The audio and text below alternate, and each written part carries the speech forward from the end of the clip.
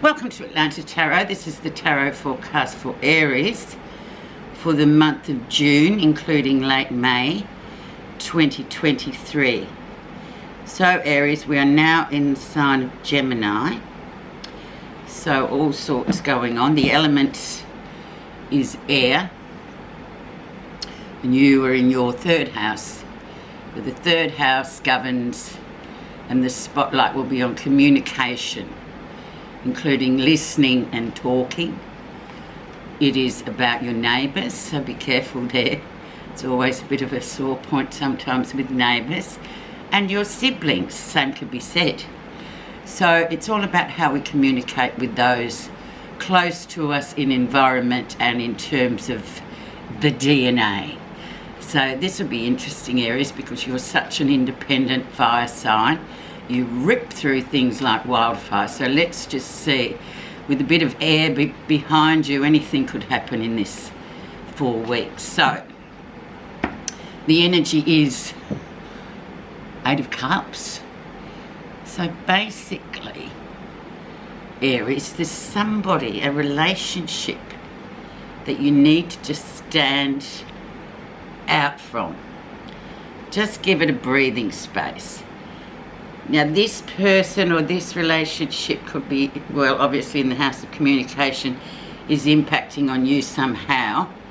Even it might be your own, where you just have to step out and have a holiday from it and let it breathe on its own, because it's very contained.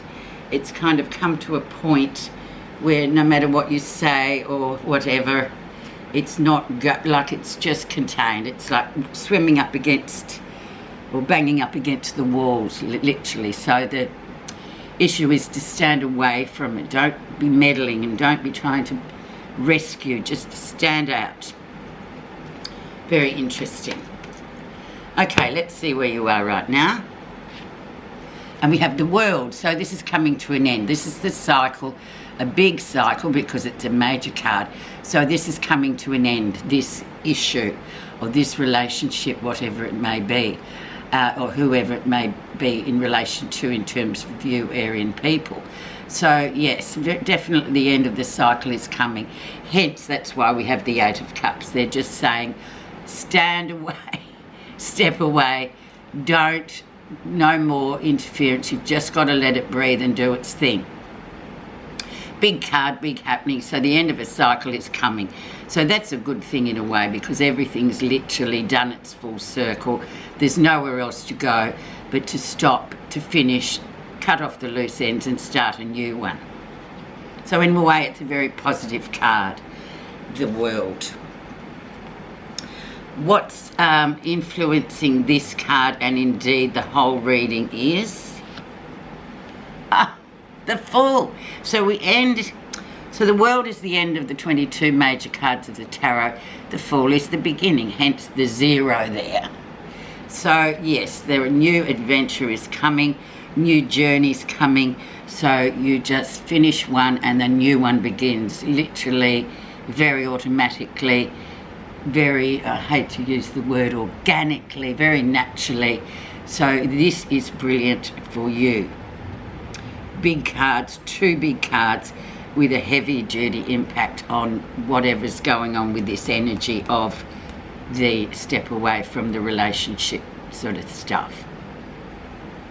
So let's look into the background of the situation and see what was going on. Oh, let me see now, in would it be April, May? What was sort of building up to where you are now in the background, and it still has relevance today. And we had the Ace of Swords, so clarity has come in, a deal of mental clarity coming in there, and the end of a difficult period as well, I might say. The Aces always herald new beginnings in our lives when we get them in a reading. So it's like, oh great, so now your clarity, the clouds have cleared, you've got clarity. You've obviously used this big major sword here to just cut through all the crap that's been, you know, sort of building around, and a lot of communication, because it's an air sign, air card, so lots of stuff, mental energy being flung around there. lots of blockages, etc. But now with the Ace of Swords, we can see that clarity has indeed come in, and you've cut all that, you know, dead wood away, so to speak. So that's actually a great card as well, Aries. So it's looking really good, especially for your communications for the next 4 weeks. It looks like they're going to be very clear for you, because the culmination has come, and now you're sort of ready to just finish off and start anew. Recent influences, and we have the Knight of Cups. The Knight of Cups, very much an emotional card. He's very much an immature younger man. He can be an older man who is still immature, and this is possible, as we know, for males and females and everybody else. Be careful with him, because he is a person who is quite in love with the idea of love. He just loves it. He usually has issues, has had issues with women by his mother. So therefore, in a way, he's a lovely chappy. He's very romantic. All that, this whole energy around this card is that. But then again, for Aries and most signs, it's like, no, there's just something amiss here. There's something about him where I need to sort of be a bit skeptical about what's going on. On the other hand, it could just be an offer coming through that you think, oh no, I'm not sure. I'm not quite 100% sure about this. It sounds too good to be true in a way, but it's based on emotion. So for the Aries, with their fire and their action and their hurried ways, might be just a bit like, oh, you need to be left behind. But that's just the energy. So work it out for yourselves, Aries, who or what this is. But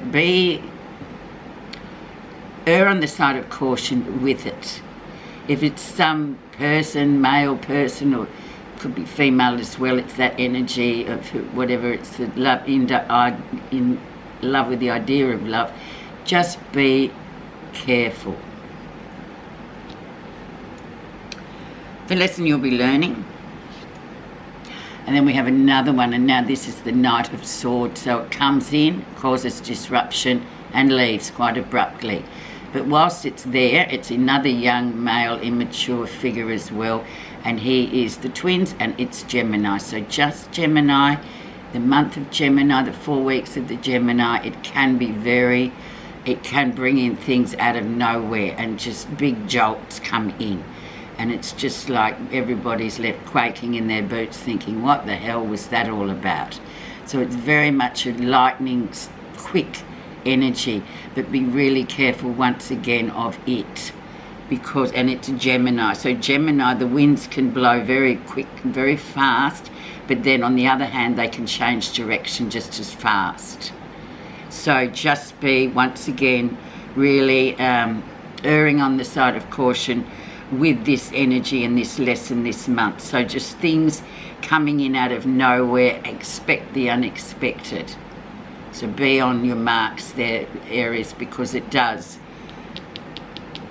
I know it for a fact, you know, it is, this 4 weeks can be very volatile.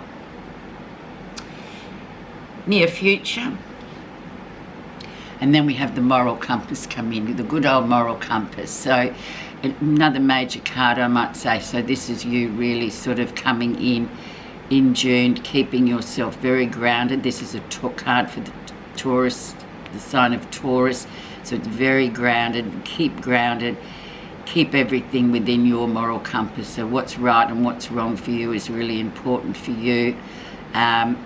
And that's all you need to know. Just trust your intuition and your moral compass at this time, because it looks like it will be volatile. And so with that as a very strong card as well, Aries, so yeah, you just really need to be quite grounded in the time of Gemini, because it can be really quite fraught. Okay, let's see what's happening that you're not realising. And we have the beautiful Wheel of Fortune. So it's very this is the card of destiny. So everything is as it's meant to be. So don't go around thinking, oh, I created this terrible situation. No, it's there for a reason. So take the good from it. Take the positive from the Wheel of Fortune, which is, you know, destiny. it's about putting what you've put in, you get out. If you haven't put in anything, well, obviously you'll get nothing. And that's just for all of us the same. So it's sort of a real balancer, this card. And it sort of sits down here in what you're not realising. So you've just got to be aware of, always be aware of this card down here in number 7 position, because it will say more about the reading than any of the others actually. But it's a beautiful card, and once again it's a major card, Aries, so it's a major time. And it's also ruled by the planet Jupiter, which is a big, massive, the biggest planet, and it's very powerful for good or for bad. It can exacerbate, but it also can expand and really create great stuff. So feet on the ground, and and just remind yourself, very destined time for you. How others see you. The Three of Wands, once again, an expansion and growth card, an overseas card, a travel card, a card of, you know, looking out to the far horizons, really sort of extending yourself. This is a Wands card, so it belongs to Aries. It's a fire sign, so it could be travelling, coming up in the sort of, we're coming in Australia now to the southern states, is winter coming, autumn, winter, and a lot of people will go to Europe for the summer and just enjoy the beauty of the Northern Hemisphere spots.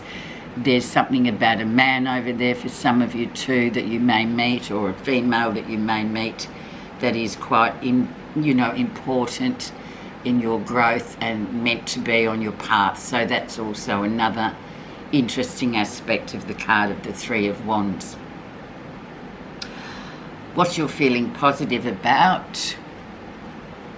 And we have another ace, and we have the Ace of Coins, so money being available, new beginnings, new jobs perhaps, just things not to worry too much about. Money always comes through, but just generally, once again, it's new beginnings with the ace, so generally it's a fantastic card. So don't go worrying too much about that. Just keep your head down, keep the balance, and this money and finances look to be really good for you.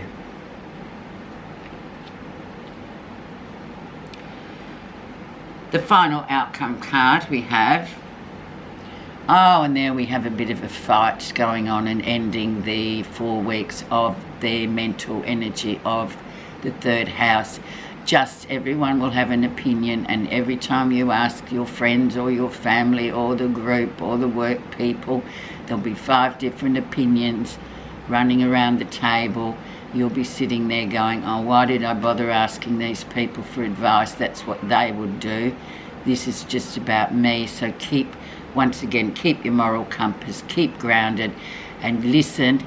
Listening's very important, because then you'll learn that, oh, why did I even ask? Because I'm going to do what I'm going to do anyway. So wonderful. And grounded is, so it's going to be volatile, Aries, but you'll be fine as long as you stick to the rules this month that we've got in the reading, and the tarot never lies. Okay, your message. Equanimity. I find hope in the darkest days and focus in the brightest. I do not judge the universe. Equanimity embodies forging ahead with an unshakable courage to experience all circumstances that come your way. So there you go. Destiny as well. Just go for it. Remain grounded. Have a wonderful month, and thank you so much for listening, Aries.